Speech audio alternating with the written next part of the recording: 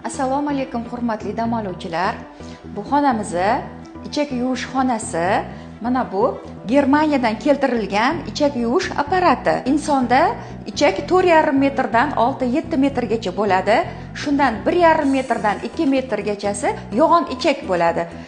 Bu yo'g'on ichakni mana shu apparatda o'zini mana bunday spekulasi bor. Bu oti spekula deyiladi.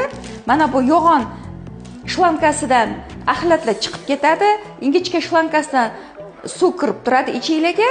Axlatlar hammasi chiqib ketgandan keyin, ya'ni u chiqib ketgan axlatlar shlaklar deb ataladi. Bu shlaklar sizlarning ichinglarda yillab turib qolgan axlat bu shlak deyiladi. Shlaklar chiqib ketgandan keyin inson organizmida juda katta o'zgarish ro'y beradi. Ya'ni birinchidan qon aylanishi yaxshilanadi.